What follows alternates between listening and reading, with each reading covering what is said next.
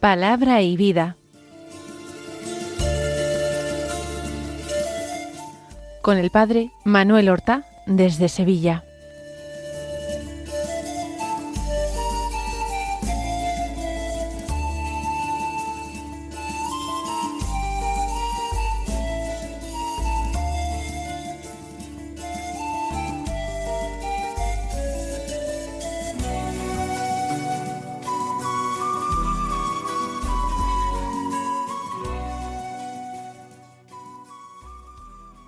En el nombre del Padre, y del Hijo, y del Espíritu Santo.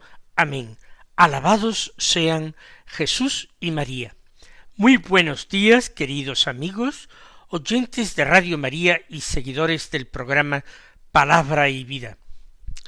Hoy es jueves, el jueves de la semana tercera de la Cuaresma. Tenemos ya una Cuaresma muy avanzada. En solo 3 días celebraremos el domingo letare, el domingo en que la Iglesia nos invita a moderar la penitencia y la gravedad de la Cuaresma, recordando el triunfo de Cristo, que toda la Cuaresma es un camino a la Pascua, una preparación para celebrar jubilosos la Pascua.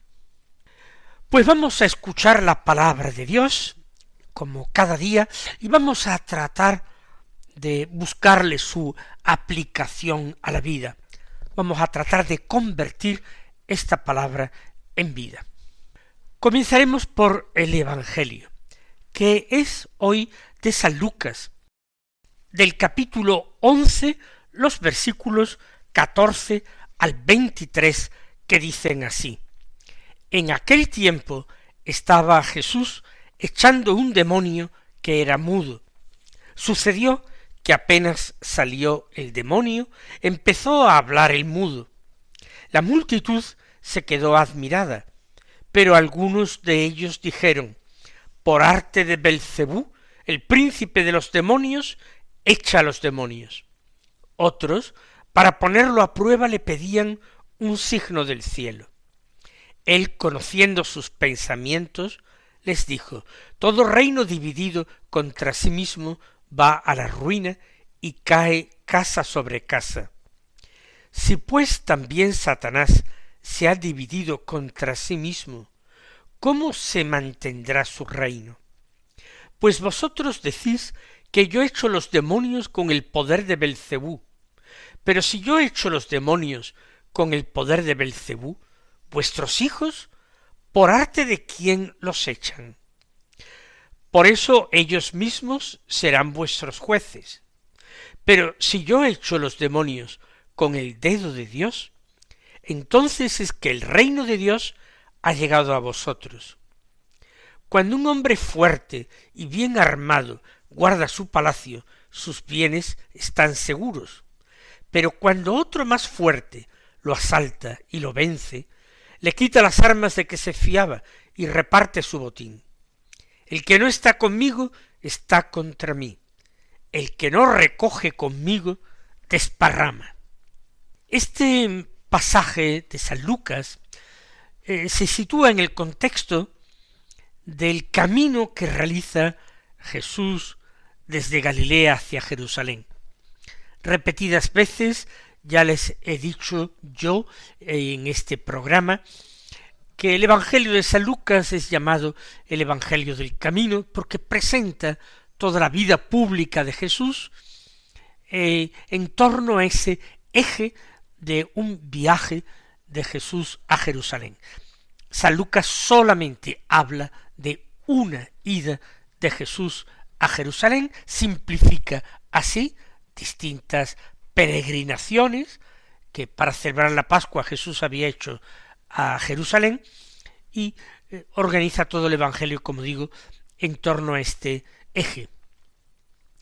Pues bien, Lucas lo que ya nos está ofreciendo son los primeros conflictos cada vez más agudos entre Jesús y una cierta parte de la gente, principalmente un conflicto con las autoridades religiosas, pero también con otros miembros del pueblo que eran discípulos de los fariseos o eran personas allegadas a los sacerdotes de Jerusalén. El conflicto se hace cada vez más agudo, irá derivando, como bien sabemos, en una auténtica conjura contra Jesús. Pero vayamos por parte. Jesús, dice el texto, estaba echando a un demonio, y ese demonio era un demonio mudo. El que es mudo es el hombre que está esclavizado por el demonio, poseído por el demonio. Y Jesús lo está exorcizando, y en cuanto sale el demonio, empieza a hablar el mudo. Jesús devuelve la palabra a este hombre, y devolverle la palabra a ese hombre es devolverle su libertad, su dignidad de ser humano. Un ser humano es una criatura revestida de una dignidad que le viene directamente de su Creador, de ser obra, criatura de Dios. Y la palabra es consustancial al ser persona. Como saben, la palabra persona se hace derivar de esas máscaras que se utilizaban en el teatro griego, que tenía un pequeño artilugio, diríamos, para que la voz resonara con más potencia. Persona viene de personare, de sonar más fuerte. Por tanto, devolver la palabra a quien no la tiene, porque ha sido esclavizado por el demonio, es devolverle su libertad y su dignidad, devolverle su palabra. Además, la liberación que Jesús opera siempre en los pobres hombres sometidos al diablo es una liberación que entraña siempre ponerlos en relación, en comunicación con sus hermanos, con la sociedad. Recuerden aquel endemoniado que vivía entre las tumbas y que Jesús lo libera de sí, y aquel hombre se sienta pacíficamente, incluso pide poder seguir a Jesús. Jesús pone en comunicación, crea comunión, crea fraternidad. Pero no nos quedemos solamente en la contemplación de este hombre. Preguntemos con cierta autocrítica, ¿cuáles son las cosas que a nosotros nos hacen enmudecer? Porque hay silencios en nuestra vida que no son silencios fecundos, silencios donde Dios habla y es escuchado, el silencio de la oración. Hay otros silencios, el silencio del miedo, en que uno detiene en sus labios palabras que debería pronunciar por justicia, por caridad, por verdad, por miedo a consecuencias negativas, por miedo a perder sus beneficios, perjudicar sus intereses. Hay silencios que son debidos a la culpa, cuando uno no quiere confesarla, porque se avergüenza. Hay silencios que son debidos al aislamiento que uno a veces se autoimpone, bien sea por comodidad, bien sea por timidez. Jesús quiere romper en nuestras vidas esas limitaciones, esas cadenas con que Belcebú nos ata a nosotros. Jesús quiere devolvernos también a nosotros la palabra, para que hablemos con libertad, para que hablemos con caridad, para que utilicemos nuestra palabra como bálsamo de misericordia y nunca como aguijón para hacer daño a los demás. Jesús hace una obra buena, qué duda cabe. Sin embargo, algunos en la multitud empezaron a decir que era por obra de Belcebú, el príncipe de los demonios, como él expulsaba a los demonios. Belcebú, el señor de las moscas, Baal Zebub, es así llamado el diablo por parte de los judíos en la tradición judía. ¿Cómo es que dicen que es el poder de Belcebú quien obra un exorcismo?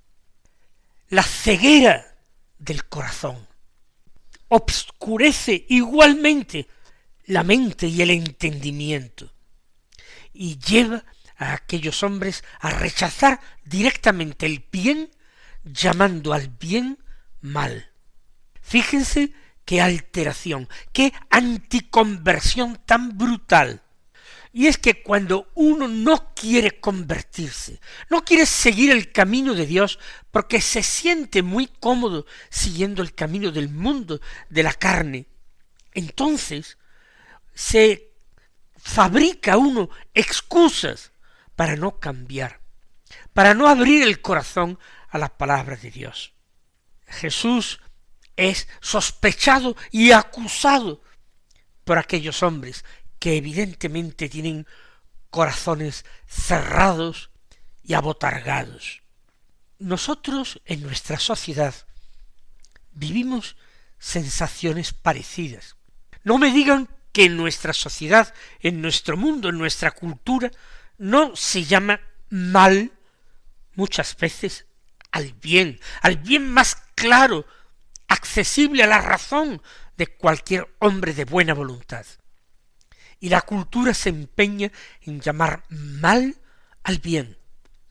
Y lo que es peor, llamar al pecado y a los pecados más terribles, los más graves, llamarlos bienes, e incluso consagrarlos como derechos, e incluso perseguir a quienes no los acaten como derechos humanos. Habremos visto en alguna época de la historia una perversión del sentido moral, una verdadera caída hasta el abismo de la cultura humana. Pues esto lo vemos precisamente reflejado en el Evangelio de hoy. Y habrá palabras terribles de Jesús. El que no está conmigo está contra mí. No hay medias tintas. El Señor no quiere tibios en su seguimiento. El que no recoge conmigo, desparrama. Pero continúa. Jesús responde a aquellas críticas, a aquellas sospechas. Convenía que tomara la palabra para deshacerlas. Conociendo sus pensamientos, les dijo: todo reino dividido contra sí mismo va a la ruina. Para Jesús, la unidad es algo absolutamente necesario para que el reino de Dios avance. La unidad es importante, incluso para las huestes del malo. Si Belcebú está dividido contra sí mismo, si él mismo practica exorcismos para expulsar de la vida de los hombres a secuaces suyos, a otros demonios, ¿cómo va a poder subsistir? La unidad es imprescindible en cualquier empresa. Desde una empresa humana, podemos llamarla nacional, hasta una empresa espiritual, una empresa eclesial. Donde advertimos división, está a la obra, en acción, el espíritu de Belcebú, el demonio. En la comunidad eclesial, esto es importante detectarlo pronto. ¿Cuántas veces en nuestras comunidades cristianas nuestro enemigo el diablo se aprovecha de nuestras malas tendencias, de nuestros egoísmos, de nuestros afanes de protagonismo, de nuestras envidias, de nuestros celos. ¿Cómo se aprovecha el malvado de tal manera para sembrar en el seno de comunidades que podrían ser fervorosas y hacer un bien inmenso y ser testimonio ante el mundo y llamada a la conversión? ¿Cómo se aprovecha creando división y bandos y partidos y grupos? Y no se trata de minimizar las diferencias. No hay que decir viva la diferencia. No, en ciertas cosas las diferencias son inevitables y buenas en el sentido en que pueden producir las diferencias entre los hombres complementariedad de unos y de otros. Pero en el campo de la fe no puede haber diferencias, no puede haber divisiones, no puede haber confrontaciones. Una sola fe, una sola iglesia, un solo bautismo, un solo Cristo que nos ha salvado. ¿Cómo nos atrevemos a decir, aunque sea de forma un poco disimulada, otras cosas? Una sola fe, una sola iglesia y un solo bautismo. También hay divisiones en nuestro propio corazón. Por eso no vivimos nuestra fe con coherencia. Por eso a veces no hacemos lo que creemos, no hacemos ni siquiera lo que decimos. Por eso a veces nosotros también, en vez de hacer agentes de paz, de concordia, somos agentes de desunión y de discordia a nuestro alrededor. Vivir con ese corazón dividido es muy peligroso. La desunión se puede producir incluso al interior del corazón del hombre, no sólo en relación con sus hermanos, es que al interior del propio corazón se puede producir esa ruptura. ¡Qué terrible cuando se trata de enfrentar el entendimiento, la razón, el pensamiento humano, las más profundas creencias, enfrentarlo a las emociones, a los sentimientos o incluso a los puros instintos. Y así la persona queda desunida, esa persona queda rota. Porque esa es la palabra, rota. Rota la persona, rota la comunidad, rota la nación, rota la iglesia. Y Satanás que se frota las manos. Continuemos. Jesús continúa explicando.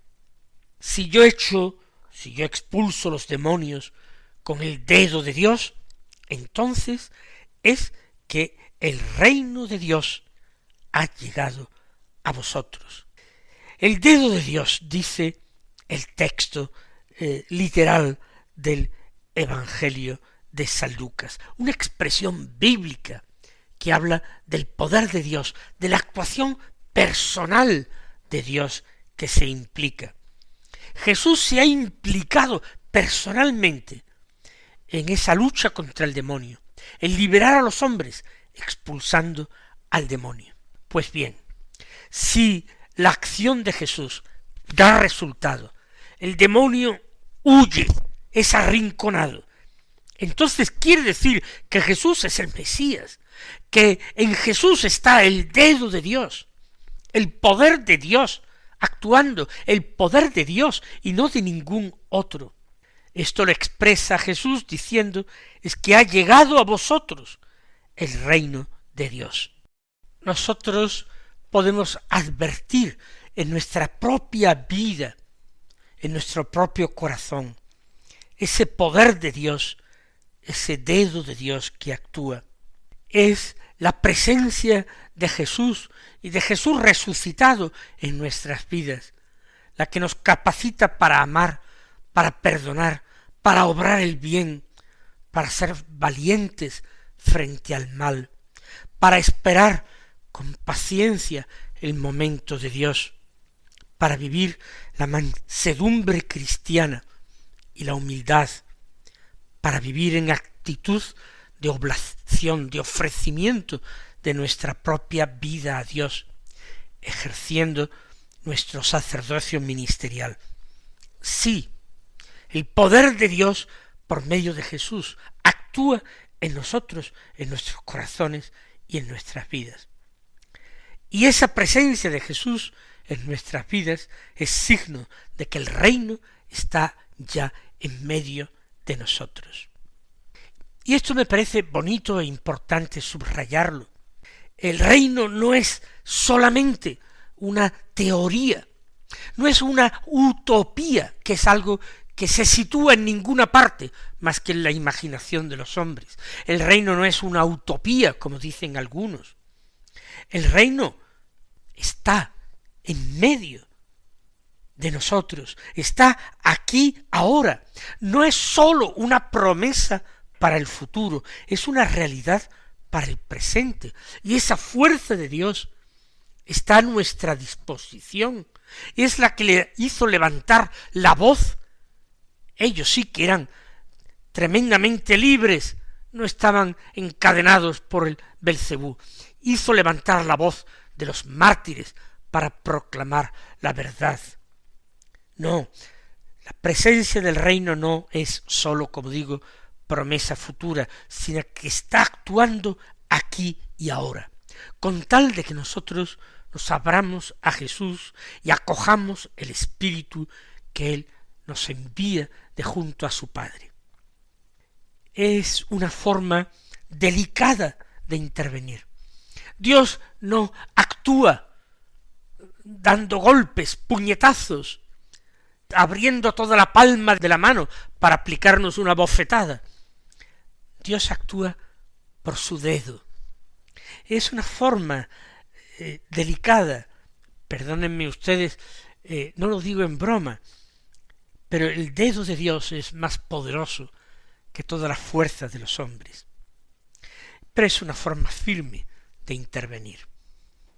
Pero vayamos a esa última afirmación fuerte de Jesús. El que no está conmigo está contra mí. El que no recoge conmigo desparrama. No es posible la neutralidad.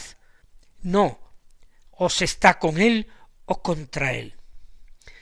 Y la enfermedad espiritual más frecuente en nuestros tiempos es el de la tibieza espiritual, la indecisión, el esperemos a ver en qué para todo esto, en no tomar partido, en escondernos un poquito para pasar desapercibidos, para no señalarnos demasiado. Esa tibieza, en el fondo, es una forma de rechazar a Cristo. El Señor nos lo está diciendo en el Evangelio de hoy de una forma muy clara. Si no estamos con Él, estamos contra Él. Y habremos de preguntarnos si hemos tomado partido por Jesús de una forma clara, o si hay espacios en nuestra vida en las cuales yo todavía no he aceptado su realeza, su señorío. Mis queridos hermanos, el Señor os colme de sus bendiciones y hasta mañana si Dios quiere.